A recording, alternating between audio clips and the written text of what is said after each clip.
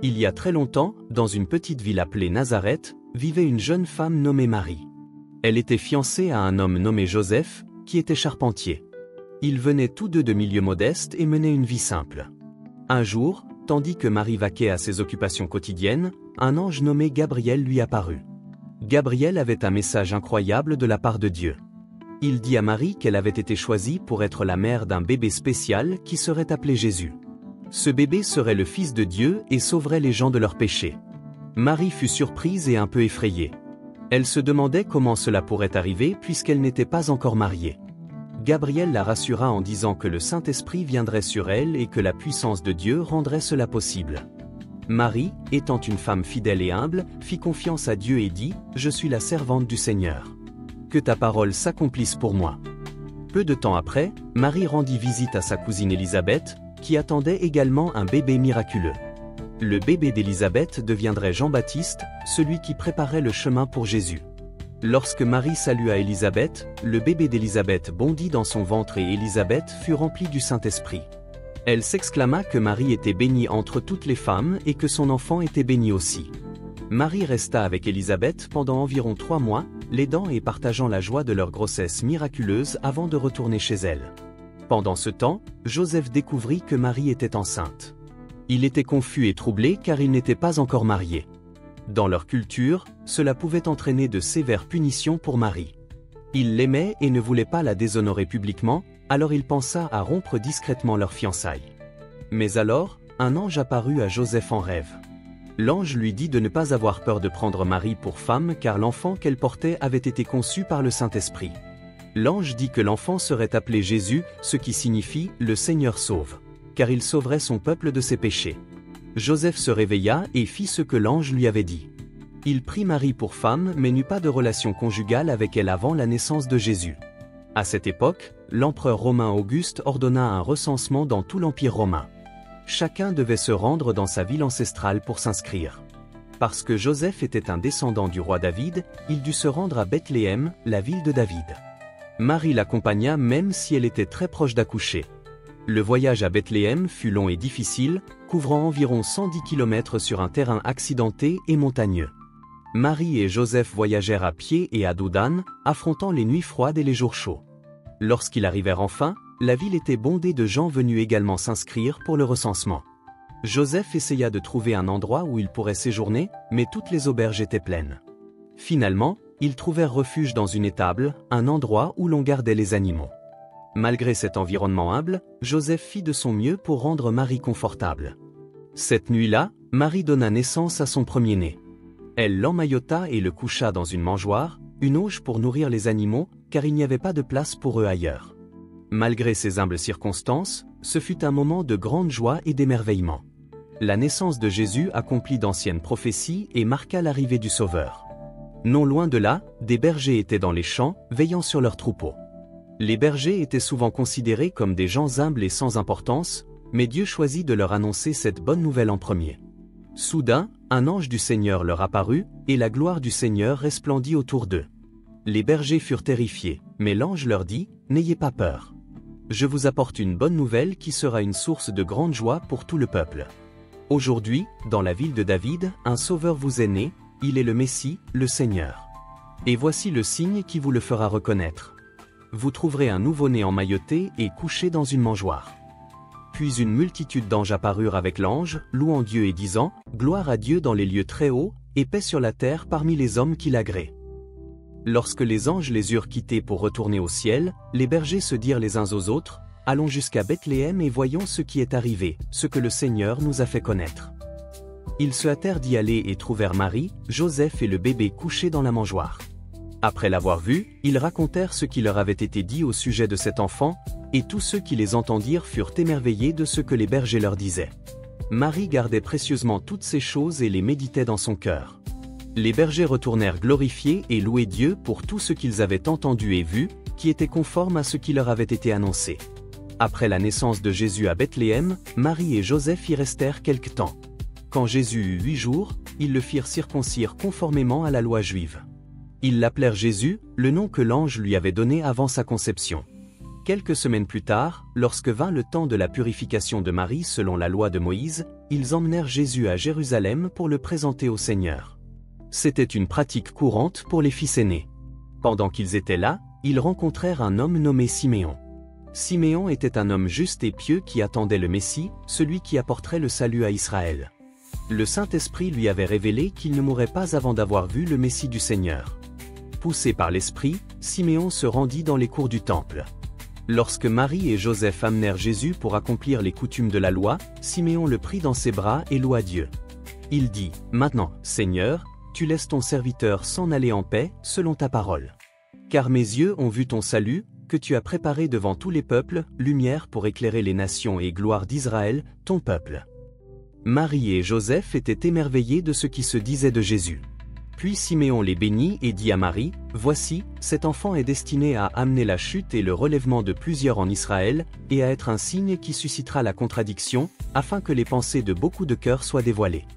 Et toi-même, une épée te transpercera l'âme. » Il y avait aussi une prophétesse, Anne, fille de Penuel, de la tribu d'Azer. Elle était très âgée. Après avoir vécu 7 ans avec son mari, elle était restée veuve jusqu'à l'âge de 84 ans. Elle ne quittait jamais le temple, servant Dieu nuit et jour dans le jeûne et la prière. Survenant à ce moment même, elle se mit à louer Dieu et parlait de l'enfant à tous ceux qui attendaient la rédemption de Jérusalem. Après avoir accompli tout ce que prescrivait la loi du Seigneur, Marie et Joseph retournèrent dans leur ville de Nazareth en Galilée. Jésus grandissait là, devenait fort, rempli de sagesse, et la grâce de Dieu était sur lui. Lorsque Jésus avait environ 2 ans, des mages venus d'Orient arrivèrent à Jérusalem. Ils avaient vu une étoile dans le ciel qu'ils croyaient annoncer la naissance d'un nouveau roi des Juifs. Ils allèrent trouver le roi Hérode et demandèrent, « Où est le roi des Juifs qui vient de naître? Nous avons vu son étoile en Orient et nous sommes venus l'adorer. » Hérode fut troublé par cette nouvelle, car il se sentait menacé par l'idée d'un nouveau roi. Il rassembla les principaux prêtres et les professeurs de la loi et leur demanda où le Messie devait naître. Ils lui répondirent à Bethléem en Judée, se référant à une prophétie des Écritures. Hérode rencontra secrètement les mages et s'informa auprès d'eux du moment précis où l'étoile était apparue. Il les envoya à Bethléem en disant, « Allez et renseignez-vous avec soin sur l'enfant. Dès que vous l'aurez trouvé, faites-le-moi savoir afin que moi aussi j'aille l'adorer. » Mais Hérode n'avait aucune intention d'adorer Jésus. Il voulait le tuer. Les mages suivirent l'étoile jusqu'à ce qu'elle s'arrête au-dessus de l'endroit où se trouvait Jésus. Ils furent remplis d'une joie immense et entrèrent dans la maison. Ils virent l'enfant avec sa mère Marie, se prosternèrent et l'adorèrent. Ils ouvrirent leurs trésors et lui offrirent des présents, de l'or, de l'encens et de la myrrhe. C'étaient des cadeaux précieux dignes d'un roi. Avertis en songe de ne pas retourner vers Hérode, les mages regagnèrent leur pays par un autre chemin. Après leur départ, un ange du Seigneur apparut en songe à Joseph. L'ange dit, « Lève-toi, prends l'enfant et sa mère, et fuis en Égypte. Reste jusqu'à ce que je te le dise, car Hérode va rechercher l'enfant pour le faire mourir. » Joseph se leva, prit l'enfant et sa mère pendant la nuit, et partit pour l'Égypte, où ils restèrent jusqu'à la mort d'Hérode. Ainsi s'accomplit ce que le Seigneur avait dit par le prophète, « D'Égypte j'ai appelé mon fils. » Quand Hérode se rendit compte qu'il avait été trompé par les mages, il fut furieux.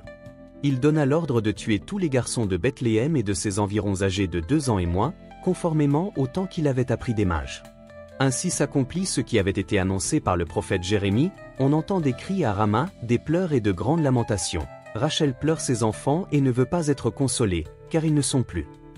Après la mort d'Hérode, un ange du Seigneur apparut en songe à Joseph en Égypte et dit, « Lève-toi, prends l'enfant et sa mère, et va au pays d'Israël, car ceux qui cherchaient à ôter la vie de l'enfant sont morts. » Joseph se leva, prit l'enfant et sa mère, et alla au pays d'Israël. Mais lorsqu'il apprit qu'Archélaü régnait sur la Judée à la place de son père Hérode, il eut peur de s'y rendre. Averti en songe, il se retira dans la région de Galilée et alla vivre dans une ville appelée Nazareth. Ainsi s'accomplit ce qui avait été annoncé par les prophètes, il serait appelé Nazaréen.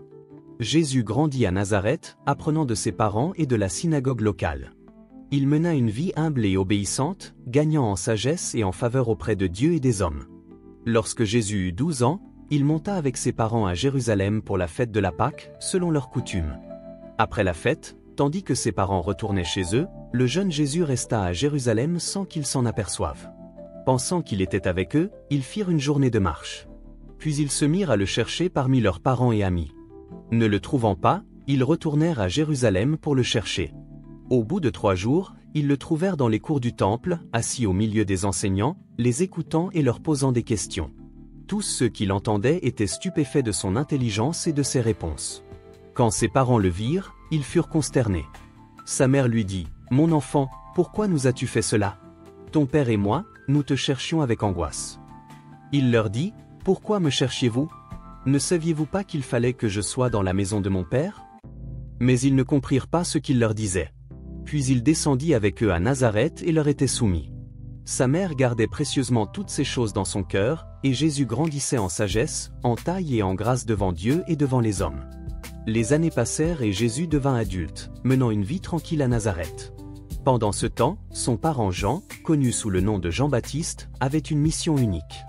Jean était un prophète et il menait une vie simple et rude dans le désert. Il portait des vêtements faits de poils de chameau avec une ceinture de cuir autour de la taille, et il mangeait des sauterelles et du miel sauvage. La mission de Jean était de préparer le chemin pour la venue du Messie, Jésus. Il prêchait un message de repentance, exhortant les gens à se détourner de leurs péchés et à se faire baptiser en signe de leur repentance. La prédication puissante de Jean attira de grandes foules de Jérusalem et des régions environnantes. Les gens venaient à lui au bord du fleuve Jourdain, confessaient leurs péchés et étaient baptisés par lui dans le fleuve. Jean était clair sur le fait que son rôle était de préparer le chemin pour quelqu'un de plus grand que lui. Il disait, « Moi, je vous baptise d'eau, en signe de repentance, mais celui qui vient après moi est plus puissant que moi, et je ne suis pas digne de porter ses sandales. Lui, il vous baptisera du Saint-Esprit et de feu. » Un jour, tandis que Jean baptisait des gens dans le fleuve Jourdain, Jésus vint de Galilée pour être baptisé par Jean. Jean hésita d'abord, reconnaissant que Jésus était celui dont il parlait. Il dit, « C'est moi qui ai besoin d'être baptisé par toi, et c'est toi qui viens à moi ?» Mais Jésus insista, « Laisse faire pour le moment, car il convient que nous accomplissions ainsi tout ce qui est juste. » Alors Jean accepta et baptisa Jésus. Dès que Jésus fut baptisé, il sortit de l'eau. À ce moment, le ciel s'ouvrit, et l'Esprit de Dieu descendit comme une colombe et vint sur lui. Et une voix venant du ciel dit, « Celui-ci est mon Fils bien-aimé, en qui j'ai mis toute mon affection. » Cet événement marqua le début du ministère public de Jésus. Après son baptême, Jésus fut conduit par l'Esprit dans le désert pour être tenté par le diable. Il passa 40 jours et 40 nuits à jeûner et à prier, se préparant à la mission qui l'attendait. Pendant ce temps, le diable vint vers Jésus et essaya de le tenter de 3 manières importantes. Premièrement, il dit, « Si tu es le Fils de Dieu, ordonne à ces pierres de devenir des pains. » Jésus répondit, « Il est écrit, l'homme ne vivra pas de pain seulement, mais de toute parole qui sort de la bouche de Dieu. » Alors le diable le transporta dans la ville sainte, le plaça sur le point le plus élevé du temple et lui dit, « Si tu es le Fils de Dieu, jette-toi en bas, car il est écrit, il donnera des ordres à ses anges à ton sujet, et ils te porteront sur leurs mains, de peur que ton pied ne heurte une pierre. » Jésus lui répondit, « Il est aussi écrit, tu ne mettras pas à l'épreuve le Seigneur, ton Dieu. » Enfin, le diable le transporta sur une très haute montagne et lui montra tous les royaumes du monde et leur splendeur. « Tout cela, je te le donnerai, lui dit-il, si tu te prosternes et m'adores. » Jésus lui dit, « Retire-toi, Satan. Car il est écrit, tu adoreras le Seigneur, ton Dieu, et tu le serviras lui seul. » Alors le diable le quitta, et des anges vinrent le servir. Jésus avait résisté avec succès aux tentations, restant fidèle à Dieu et à sa mission. Les tentations derrière lui, Jésus retourna en Galilée, rempli de la puissance de l'Esprit. La nouvelle de lui se répandit dans toute la région. Il commença à enseigner dans leur synagogue, et tous le louaient. Tandis que Jésus voyageait et enseignait, il commença à appeler ses premiers disciples. Il rencontra Simon, aussi appelé Pierre, et son frère André, qui étaient pêcheurs. Jésus leur dit, « Venez à ma suite, et je ferai de vous des pêcheurs d'hommes. » Aussitôt, ils laissèrent leurs filets et le suivirent. Il continua d'appeler d'autres personnes, comme Jacques et Jean, les fils de Zébédée, qui étaient aussi pêcheurs. Eux aussi quittèrent leur barque et leur père et suivirent Jésus. Ces hommes devinrent ses compagnons proches et seraient plus tard connus sous le nom d'apôtres. Le ministère de Jésus fut marqué par un enseignement puissant, des guérisons miraculeuses et de profonds actes de compassion. Des foules le suivaient partout où il allait, désireuses d'entendre ses paroles et d'être témoins de ses miracles. L'un des premiers actes publics de Jésus eut lieu dans la ville de Cana en Galilée. Il assista à un mariage avec sa mère Marie et ses disciples. Pendant la célébration, les hôtes manquèrent de vin, ce qui était une gêne sociale importante à l'époque. Marie parla de la situation à Jésus, insinuant qu'il pouvait aider. Jésus répondit, « Femme, pourquoi m'impliques-tu? Mon heure n'est pas encore venue. » Malgré cela, Marie dit aux serviteurs de faire tout ce que Jésus leur dirait. Jésus demanda aux serviteurs de remplir 6 grandes jarres de pierre avec de l'eau. Ces jarres étaient utilisées pour les ablutions rituelles, et chacune pouvait contenir entre 75 et 110 litres. Après qu'ils eurent rempli les jarres, Jésus leur dit d'en puiser et d'en apporter au maître de cérémonie. Lorsque le maître goûta l'eau qui avait été changée en vin, il fut stupéfait. Il appela le marié à part et lui dit, « Tout le monde sert d'abord le bon vin et ensuite le vin moins bon après que les invités ont trop bu. Mais toi, tu as gardé le meilleur jusqu'à maintenant. » Ce miracle, changer l'eau en vin, fut le premier signe que Jésus accomplit, révélant sa gloire et amenant ses disciples à croire encore plus en lui. Après cela, Jésus se rendit à Capernaüm avec sa mère, ses frères et ses disciples. Ils y restèrent quelques jours avant de se rendre à Jérusalem pour la fête de la Pâque. À Jérusalem, Jésus se rendit dans les cours du temple et vit des gens vendre des béhufs, des moutons et des colombes, et d'autres assis à des tables échangeant de l'argent. Il fut indigné de la façon dont ils avaient transformé le temple, un lieu de culte, en un marché. Jésus fit un fouet avec des cordes et chassa tous les animaux et les changeurs d'argent hors du temple. Il renversa leur table et dit, « Enlevez cela d'ici. Cessez de faire de la maison de mon père un marché. » Les chefs juifs demandèrent un signe pour prouver son autorité à faire tout cela. Jésus répondit, « Détruisez ce temple, et je le relèverai en 3 jours. » Ils étaient confus, pensant qu'il parlait du temple physique, qui avait mis 46 ans à être construit. Mais Jésus parlait du temple de son corps, faisant allusion à sa mort et à sa résurrection future. Pendant la fête de la Pâque, beaucoup de gens virent les signes que Jésus accomplissait et crurent en son nom. Mais Jésus savait ce qu'il y avait dans le cœur de chacun et ne se confiait pas pleinement à eux. Une nuit, un pharisien nommé Nicodème, membre du conseil dirigeant juif, vint trouver Jésus. Il reconnut que Jésus était un enseignant venu de Dieu, car personne ne pouvait accomplir les signes que Jésus faisait si Dieu n'était pas avec lui. Jésus dit à Nicodème que personne ne pouvait voir le royaume de Dieu s'il ne naissait de nouveau. Nicodème était perplexe, demandant comment un adulte pouvait naître une seconde fois.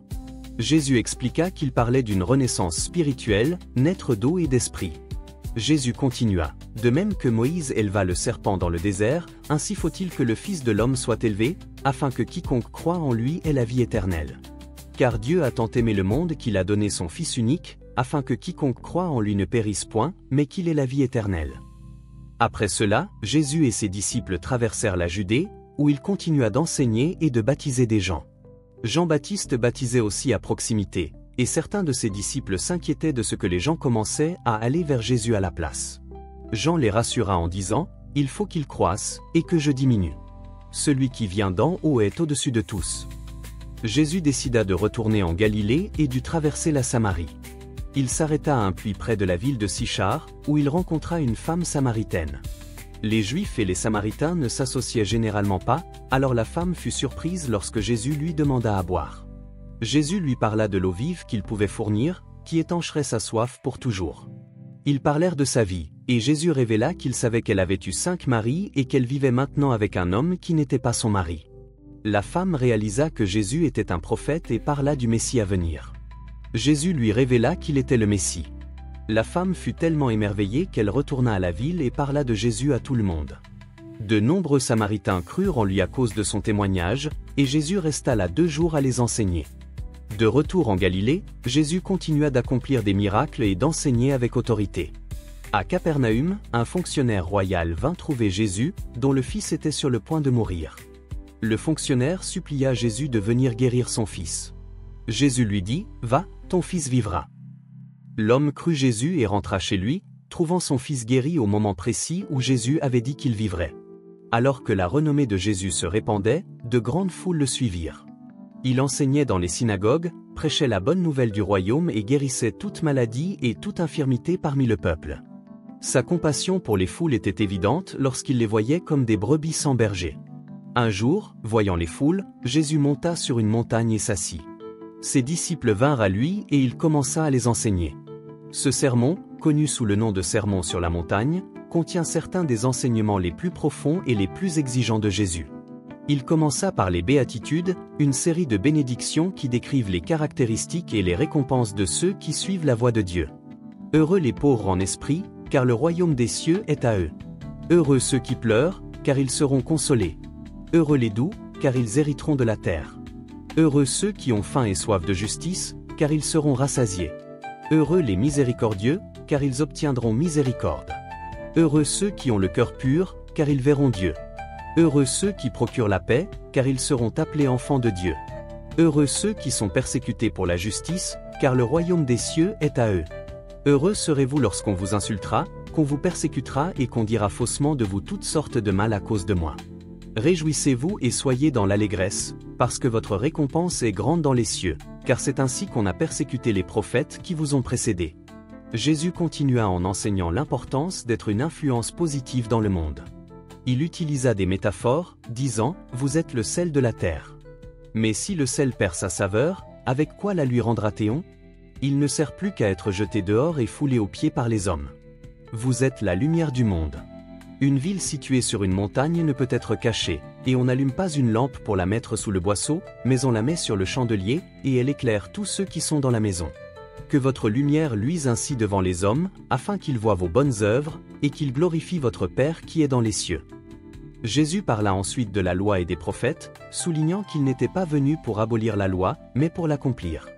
Il mit ses auditeurs au défi de vivre avec justice, même au-delà des interprétations strictes de la loi auxquelles adhéraient les pharisiens et les docteurs de la loi. Il dit, « Car je vous le dis, si votre justice ne surpasse celle des scribes et des pharisiens, vous n'entrerez point dans le royaume des cieux. » Tout au long du sermon, Jésus donna de nouvelles perspectives sur des enseignements familiers, approfondissant leur signification et leur application.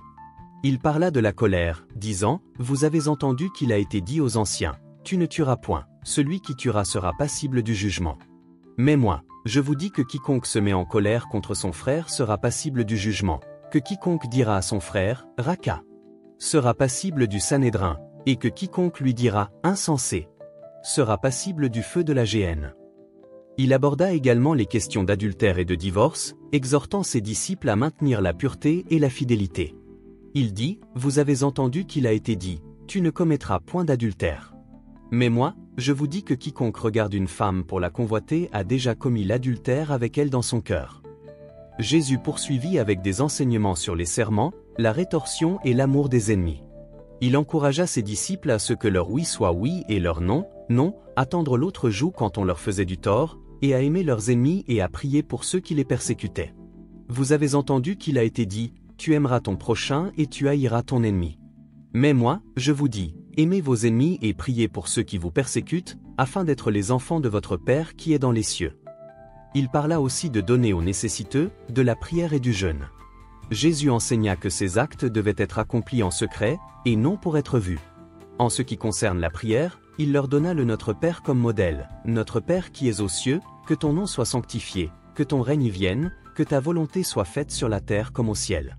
Donne-nous aujourd'hui notre pain quotidien. Pardonne-nous nos offenses comme nous pardonnons aussi à ceux qui nous ont offensés. Ne nous laisse pas entrer en tentation, mais délivre-nous du mal. Jésus souligna l'importance de pardonner aux autres, disant que s'ils pardonnaient aux autres, leur Père céleste leur pardonnerait aussi. Il aborda également les questions de la richesse et de l'inquiétude, exhortant ses auditeurs à amasser des trésors dans le ciel plutôt que sur la terre, où les mites et la rouille détruisent et où les voleurs percent et dérobent. Car là où est ton trésor, là aussi sera ton cœur. Il les encouragea à ne pas s'inquiéter de leur vie, de ce qu'ils mangeraient ou boiraient, ni de leur corps, de ce qu'ils porteraient.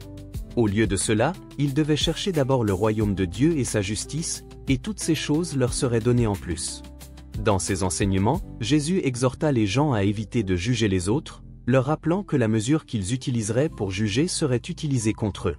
Il les encouragea à demander, à chercher et à frapper, promettant que quiconque demanderait recevrait, que quiconque chercherait trouverait, et qu'à quiconque frapperait, la porte serait ouverte. Vers la fin du sermon sur la montagne, Jésus présenta la règle d'or, « Tout ce que vous voulez que les hommes fassent pour vous, faites-le de même pour eux, car c'est là ce qu'enseignent la loi et les prophètes. » Il parla des portes étroites et larges, encourageant les gens à entrer par la porte étroite qui mène à la vie plutôt que par la porte large qui mène à la destruction. Jésus conclut son sermon par une parabole sur deux bâtisseurs. Il dit que quiconque entendait ces paroles et les mettait en pratique était comme un homme sage qui bâtit sa maison sur le roc. La pluie tomba, les torrents grossirent, les vents soufflèrent et se déchaînèrent contre cette maison, mais elle ne s'écroula pas parce qu'elle avait ses fondations sur le roc. Mais quiconque entendait ces paroles et ne les mettait pas en pratique était comme un homme insensé qui bâtit sa maison sur le sable. La pluie tomba, les torrents grossirent, les vents soufflèrent et se déchaînèrent contre cette maison, et elle s'écroula avec un grand fracas. Quand Jésus eut achevé ses discours, les foules furent frappées de son enseignement, car il enseignait comme quelqu'un qui avait autorité, et non comme leurs scribes. Alors que Jésus voyageait de ville en ville, sa réputation de guérisseur et de faiseur de miracles se répandit au loin. Les gens lui amenaient les malades, les boiteux, les aveugles et ceux qui étaient possédés par des démons, et Jésus les guérissait tous avec compassion et autorité. Un jour, Jésus enseignait dans une maison à Capernaüm, et l'endroit était si bondé qu'il n'y avait plus de place, même pas devant la porte. 4 hommes vinrent portant un paralytique sur une natte. Ils ne pouvaient pas passer à travers la foule. Alors ils prirent une décision audacieuse, ils montèrent sur le toit, firent une ouverture en creusant, puis descendirent le paralytique jusqu'à Jésus. Voyant leur foi, Jésus dit au paralytique, « Mon enfant, tes péchés te sont pardonnés. » Cela choqua certains des scribes qui étaient présents. Ils pensèrent en eux-mêmes, « Pourquoi cet homme parle-t-il ainsi? Il blasphème. Qui peut pardonner les péchés, si ce n'est Dieu seul ?» Connaissant leurs pensées, Jésus leur dit, « Pourquoi avez-vous de telles pensées dans vos cœurs? Qu'est-ce qui est le plus facile à dire à ce paralytique? Tes péchés te sont pardonnés, ou, lève-toi, prends ta natte et marche.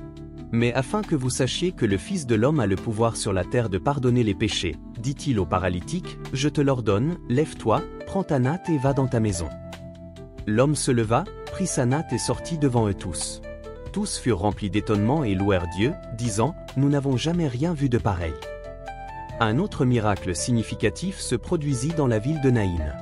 Comme Jésus approchait de la porte de la ville, il vit un cortège funèbre. Le fils unique d'une veuve était mort, et une grande foule de la ville l'accompagnait. Quand le Seigneur la vit, son cœur fut rempli de compassion pour elle, et il lui dit, « Ne pleure pas. » Puis il s'approcha et toucha le cercueil, et ceux qui le portaient s'arrêtèrent. Il dit, « Jeune homme, je te le dis, lève-toi. » Le mort s'assit et commença à parler, et Jésus le rendit à sa mère. Tous furent saisis de crainte et louèrent Dieu, disant, « Un grand prophète a surgi parmi nous. Dieu est venu en aide à son peuple. » Jésus accomplit également des miracles sur la nature. Un soir, après une longue journée d'enseignement, lui et ses disciples montèrent dans une barque pour traverser l'autre côté du lac de Galilée. Jésus, épuisé, s'endormit à la poupe. Soudain, une violente tempête se leva, et les vagues se brisaient sur la barque, de sorte qu'elle était presque submergée. Les disciples, terrifiés, réveillèrent Jésus en disant, « Maître, ne t'inquiètes-tu pas de ce que nous périssons ?» Jésus se leva, réprimanda le vent et dit aux vagues, « Silence. Calme-toi. » Alors le vent cessa, et il y eut un calme plat.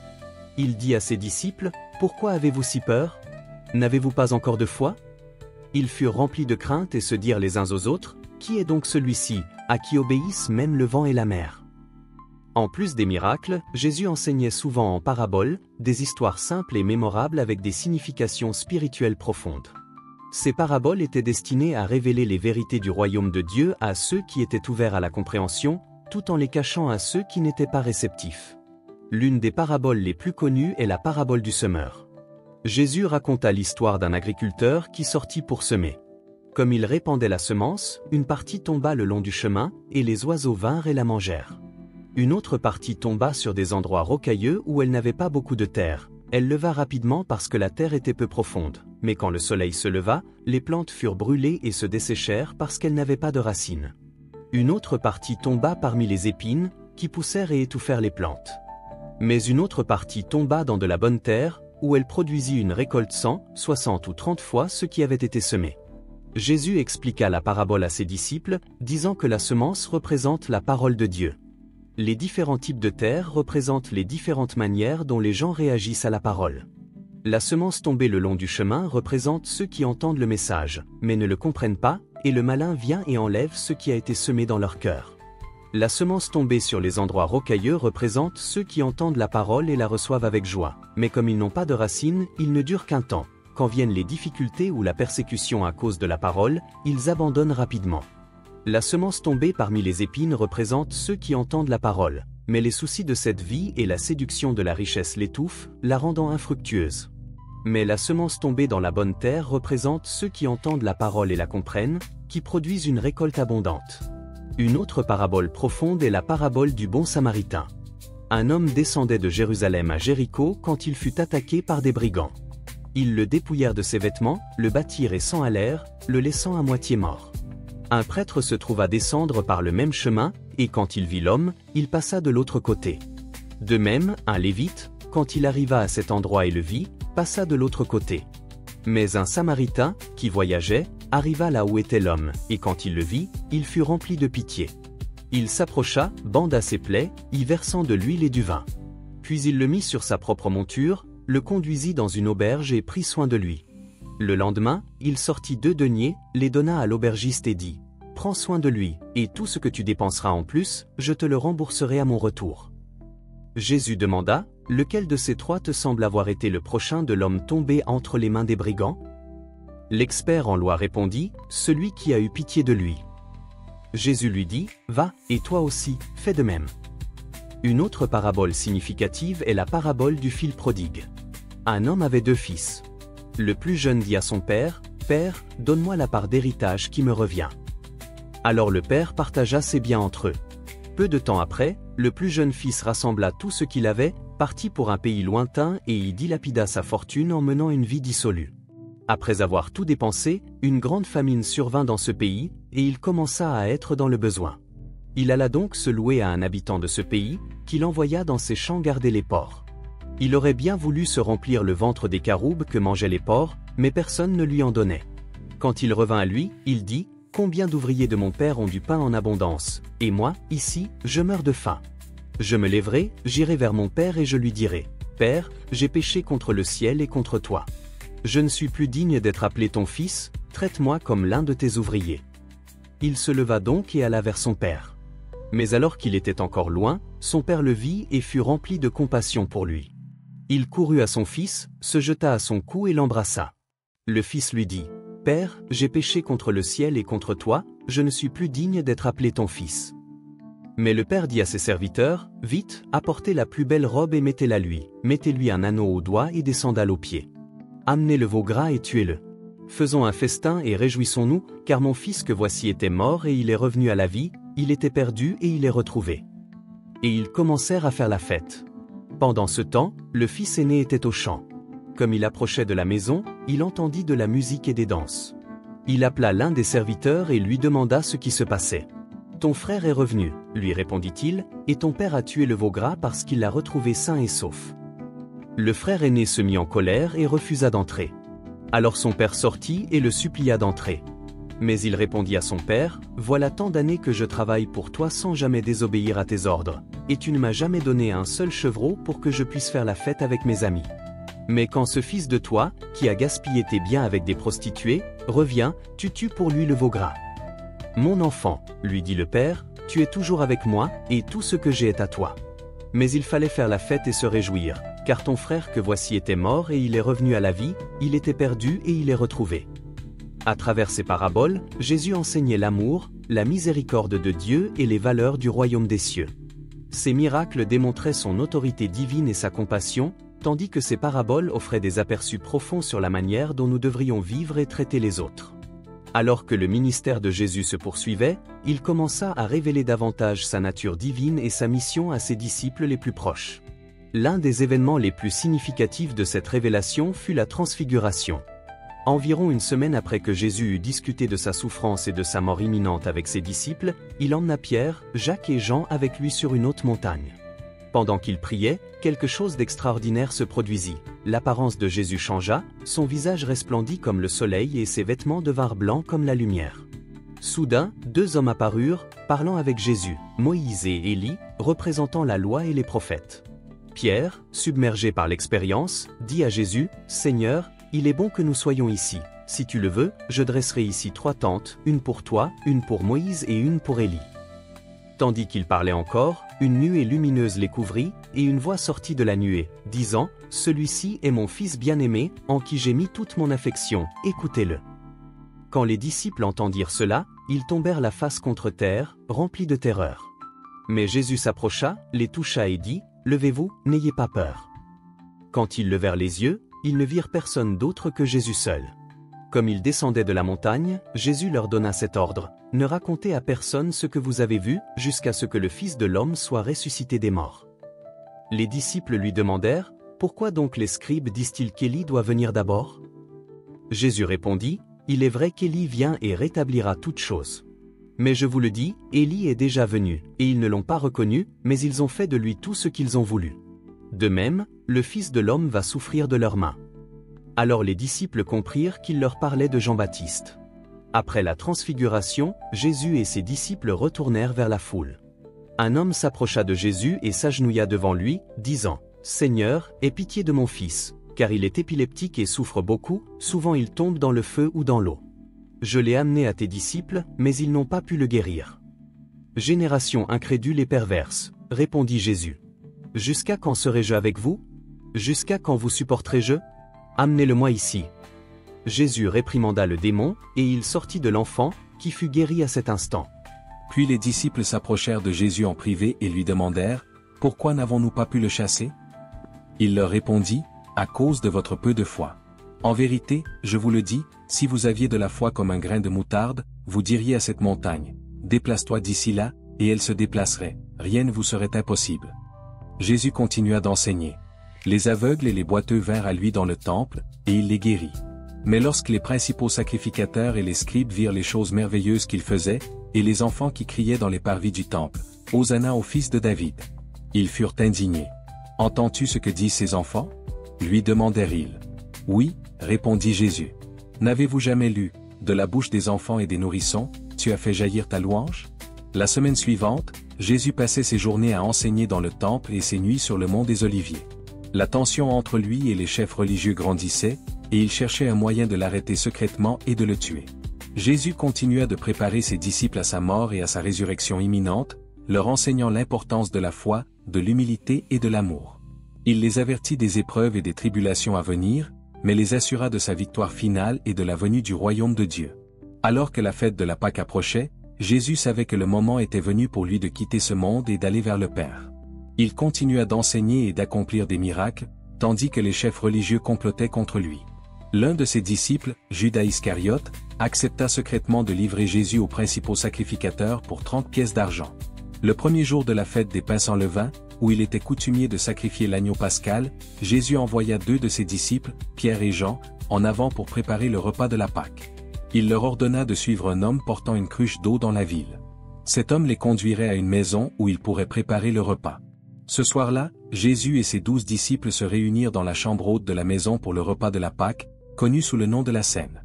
Pendant qu'ils mangeaient, Jésus prit du pain, rendit grâce, le rompit et le donna à ses disciples en disant, « Prenez et mangez, ceci est mon corps. » Puis il prit une coupe de vin, rendit grâce et la leur offrit en disant, « Buvez en tous, car ceci est mon sang, le sang de l'Alliance, qui est répandu pour beaucoup, pour le pardon des péchés.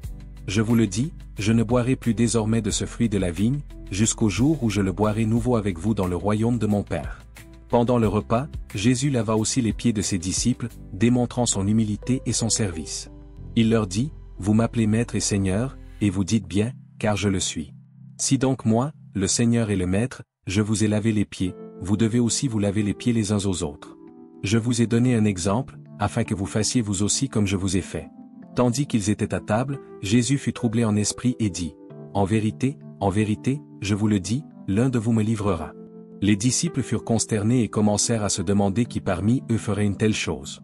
Jésus indiqua que c'était Judas en trempant un morceau de pain dans le plat et en le lui donnant, en disant, « Ce que tu fais, fais-le vite. » Judas sortit alors de la pièce pour accomplir sa trahison. Après que Judas fut parti, Jésus continua d'enseigner ses disciples restants, leur donnant un commandement nouveau. « Aimez-vous les uns les autres, comme je vous ai aimés, vous aussi, aimez-vous les uns les autres. À ceci tous connaîtront que vous êtes mes disciples, si vous avez de l'amour les uns pour les autres. » Jésus parla aussi de son départ imminent et promit que le Saint-Esprit, le Consolateur, viendrait pour les guider et les réconforter. Il dit, « Que votre cœur ne se trouble point. Vous croyez en Dieu, croyez aussi en moi. Il y a plusieurs demeures dans la maison de mon Père. Si cela n'était pas, je vous l'aurais dit, car je vais vous préparer une place. Et, lorsque je serai allé et que je vous aurai préparé une place, je reviendrai, et je vous prendrai avec moi, afin que là où je suis, vous y soyez aussi. » Après avoir chanté un cantique, Jésus et ses disciples sortirent pour aller au mont des Oliviers. Là, Jésus prédit le reniement de Pierre en disant, « Cette nuit même, avant que le coq chante, tu me renieras 3 fois. » Pierre lui dit, « Même s'il me fallait mourir avec toi, je ne te renierai jamais. » Et tous les autres disciples dirent la même chose. Jésus se rendit ensuite avec ses disciples dans un lieu appelé Gethsémanée. Il leur dit, « Asseyez-vous ici, pendant que je m'éloigne pour prier. » Il prit avec lui Pierre, Jacques et Jean, et il commença à éprouver de la tristesse et de l'angoisse.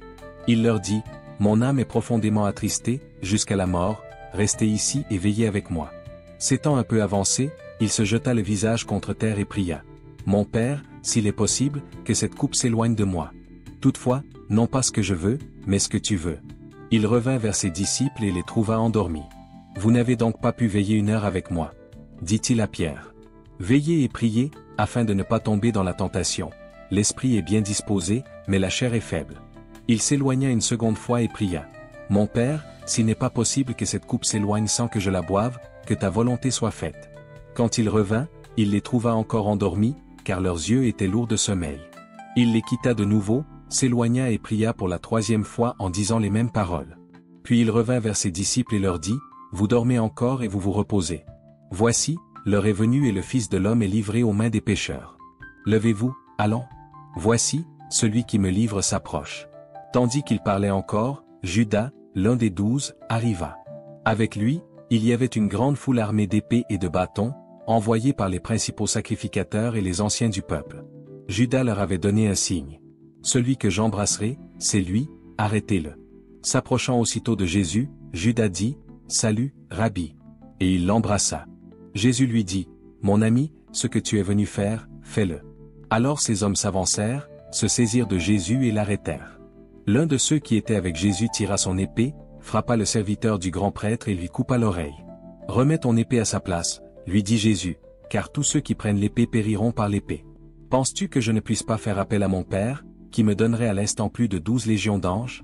Mais comment alors s'accompliraient les Écritures, qui disent qu'il doit en être ainsi? » Puis il toucha l'oreille du serviteur et le guérit. À ce moment-là, Jésus dit à la foule, « Suis-je un rebelle, pour que vous soyez venus avec des épées et des bâtons pour me capturer? Chaque jour, j'étais assis dans les parvis du temple pour enseigner, et vous ne m'avez pas arrêté. Mais tout cela est arrivé afin que les écrits des prophètes soient accomplis. » Alors tous les disciples l'abandonnèrent et s'enfuirent. Jésus fut conduit chez le grand prêtre Caïphe, où les scribes et les anciens étaient assemblés.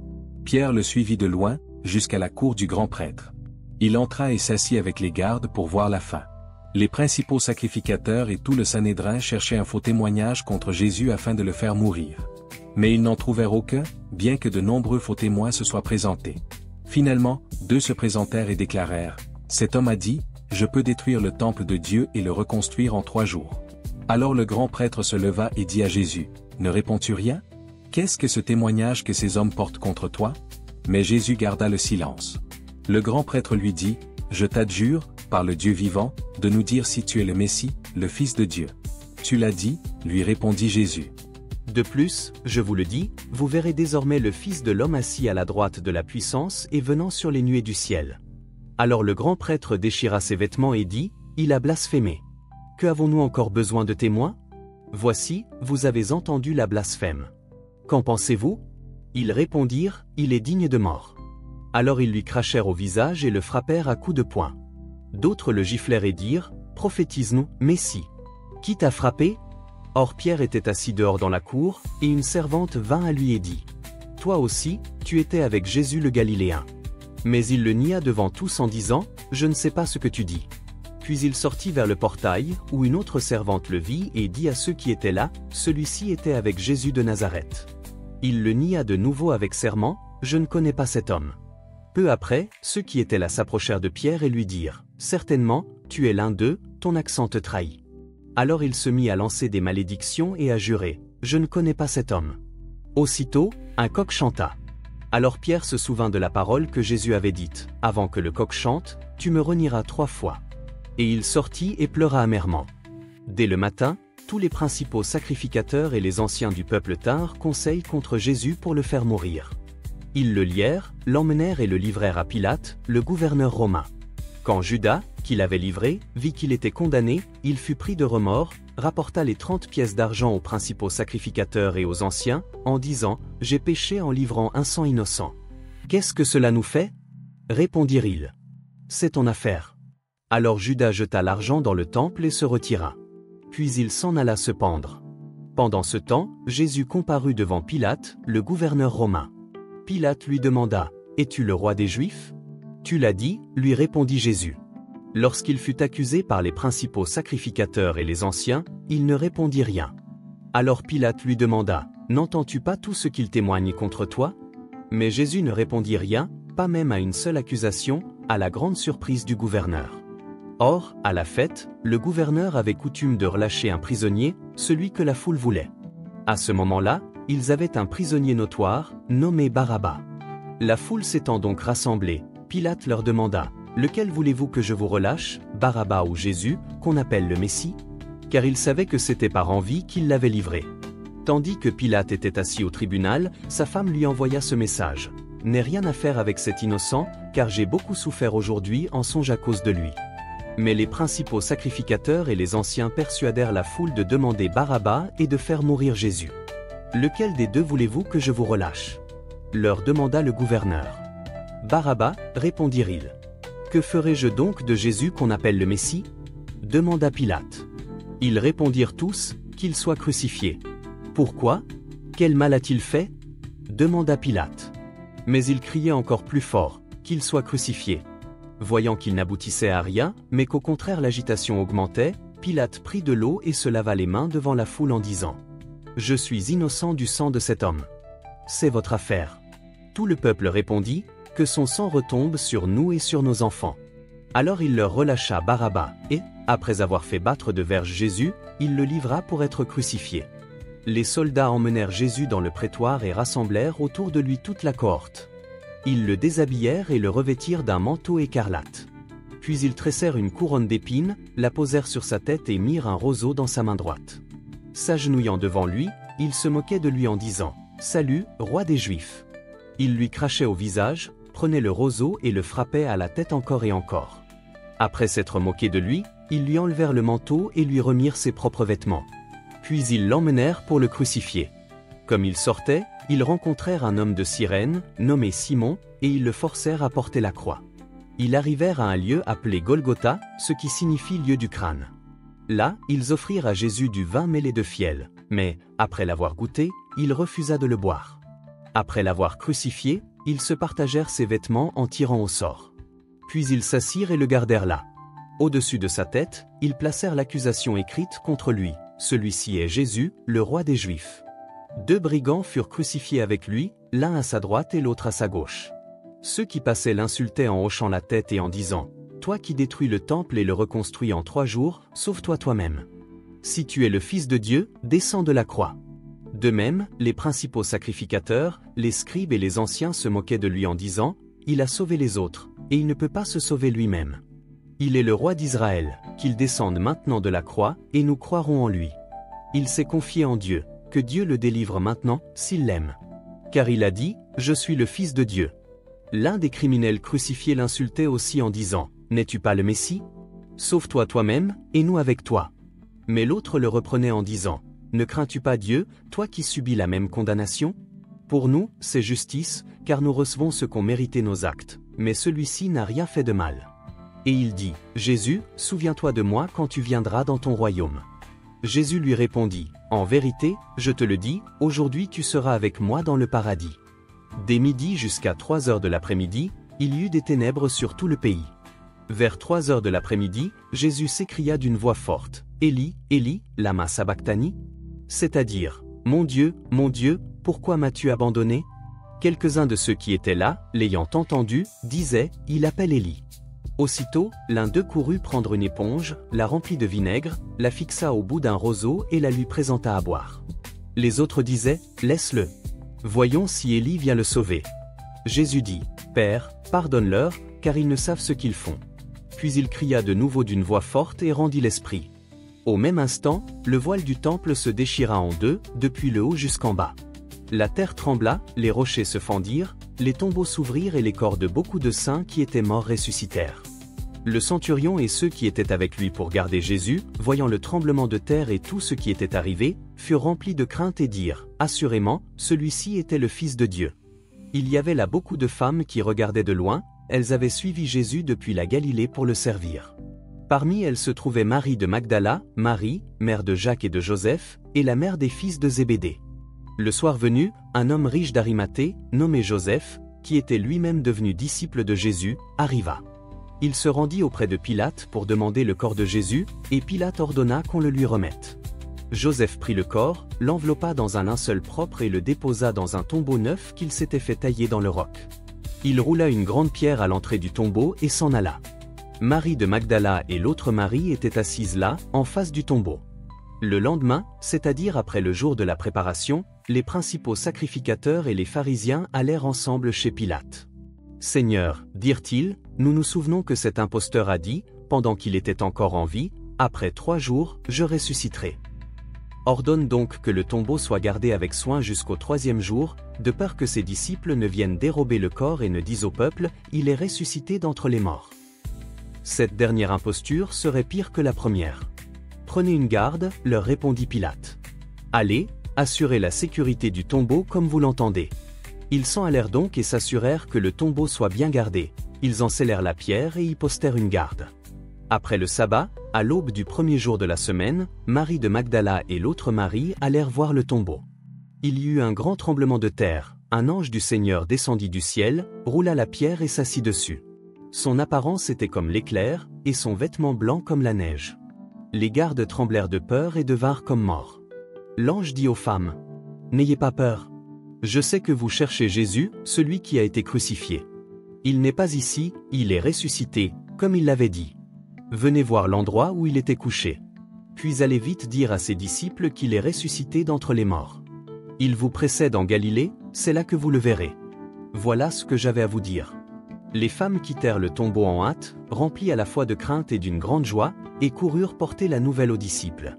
Et voici que Jésus vint à leur rencontre et dit, « Je vous salue. » Elles s'approchèrent, lui saisirent les pieds et l'adorèrent. Alors Jésus leur dit, « N'ayez pas peur. Allez dire à mes frères de se rendre en Galilée, c'est là qu'ils me verront. » Pendant que les femmes étaient en chemin, quelques-uns des gardes allèrent dans la ville et rapportèrent aux principaux sacrificateurs tout ce qui s'était passé. Ceux-ci, après s'être réunis avec les anciens et avoir délibéré, donnèrent une forte somme d'argent aux soldats en disant, « Voici ce que vous direz, ces disciples sont venus de nuit et l'ont dérobé pendant que nous dormions. Et si le gouverneur en entend parler, nous l'apaiserons et nous vous éviterons des ennuis. » Les soldats prirent l'argent et firent comme ils avaient été instruits. Ce récit s'est répandu parmi les Juifs jusqu'à ce jour. Les 11 disciples allèrent en Galilée, sur la montagne que Jésus leur avait désignée. Quand ils le virent, ils se prosternèrent devant lui, quelques-uns cependant doutèrent. Jésus s'approcha et leur dit, « Tout pouvoir m'a été donné dans le ciel et sur la terre. Allez, faites de toutes les nations des disciples, les baptisant au nom du Père, du Fils et du Saint-Esprit, et enseignez-leur à observer tout ce que je vous ai prescrit. Et voici, je suis avec vous tous les jours, jusqu'à la fin du monde. » Le soir de ce 1er jour de la semaine, les disciples étaient réunis, les portes fermées par crainte des autorités juives. Jésus vint, se tint au milieu d'eux et leur dit, « La paix soit avec vous. » Après ces paroles, il leur montra ses mains et son côté. Les disciples furent remplis de joie en voyant le Seigneur. Jésus leur dit de nouveau, « La paix soit avec vous. Comme le Père m'a envoyé, moi aussi je vous envoie. » Après cela, il souffla sur eux et leur dit, « Recevez le Saint-Esprit. Ceux à qui vous pardonnerez les péchés, ils leur seront pardonnés. Ceux à qui vous les retiendrez, ils leur seront retenus. » Or Thomas, appelé Didyme, l'un des 12, n'était pas avec eux quand Jésus vint. Les autres disciples lui dirent, « Nous avons vu le Seigneur. » Mais il leur dit, « Si je ne vois pas dans ses mains la marque des clous, si je ne mets pas mon doigt à la place des clous, et si je ne mets pas ma main dans son côté, je ne croirai pas. » 8 jours plus tard, les disciples étaient de nouveau dans la maison, et Thomas était avec eux. Jésus vint, alors que les portes étaient fermées, se tint au milieu d'eux et dit, « La paix soit avec vous. » Puis il dit à Thomas, « Avance ton doigt ici, regarde mes mains, avance aussi ta main et mets-la dans mon côté. Ne sois pas incrédule, mais crois. » Thomas lui répondit, « Mon Seigneur et mon Dieu. » Jésus lui dit, « Parce que tu m'as vu, tu as cru. Heureux ceux qui n'ont pas vu et qui ont cru. » Jésus a accompli encore beaucoup d'autres signes devant ses disciples, qui ne sont pas écrits dans ce livre. Mais ceux-ci ont été écrits afin que vous croyiez que Jésus est le Christ, le Fils de Dieu, et qu'en croyant vous ayez la vie en son nom.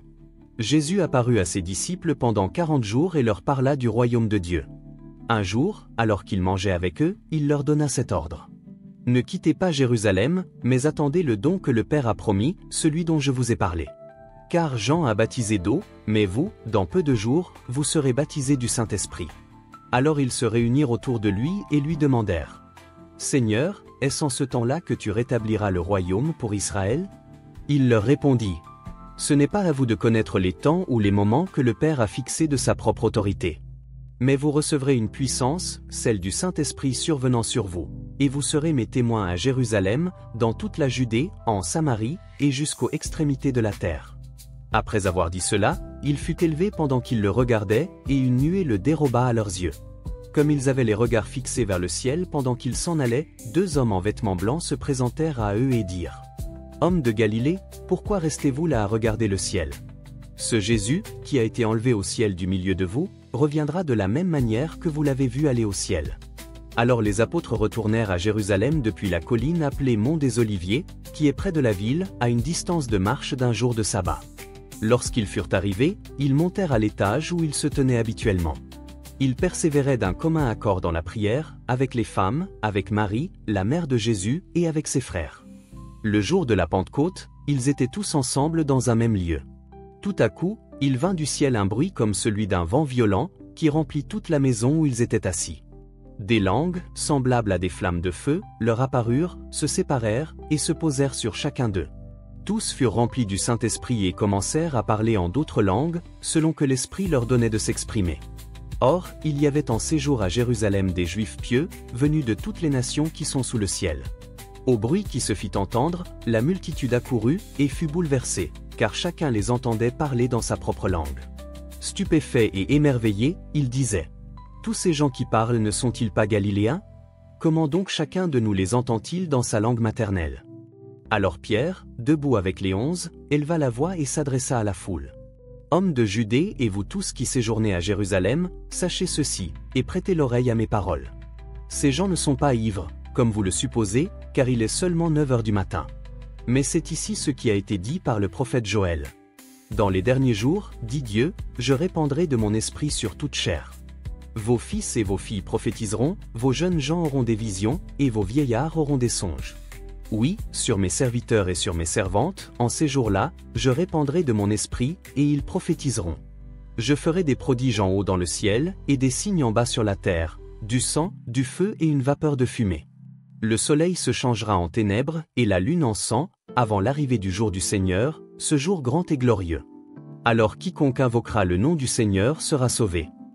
Israélites, écoutez ces paroles. Jésus de Nazareth, cet homme approuvé de Dieu devant vous par des miracles, des prodiges et des signes que Dieu a fait par lui au milieu de vous, comme vous le savez vous-même, cet homme, livré selon le dessein arrêté et la prescience de Dieu, vous l'avez crucifié et fait mourir par la main des impies.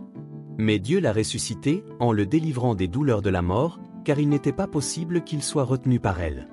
Que toute la maison d'Israël sache donc avec certitude que Dieu a fait Seigneur et Christ ce Jésus que vous avez crucifié.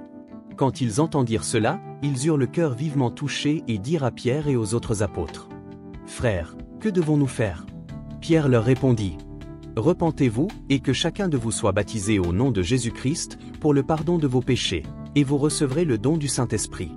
Car la promesse est pour vous, pour vos enfants et pour tous ceux qui sont au loin, en aussi grand nombre que le Seigneur notre Dieu les appellera. Et par beaucoup d'autres paroles, il les exhortait et les suppliait, disant : Sauvez-vous de cette génération perverse. Ceux qui acceptèrent sa parole furent baptisés, et ce jour-là, environ 3000 personnes furent ajoutées à leur nombre. Cela marqua le début de l'Église chrétienne primitive, alors que les apôtres, remplis du Saint-Esprit, répandaient le message de Jésus-Christ à travers le monde. La résurrection et l'ascension de Jésus confirmèrent sa victoire sur le péché et la mort, offrant la vie éternelle à tous ceux qui croient en lui.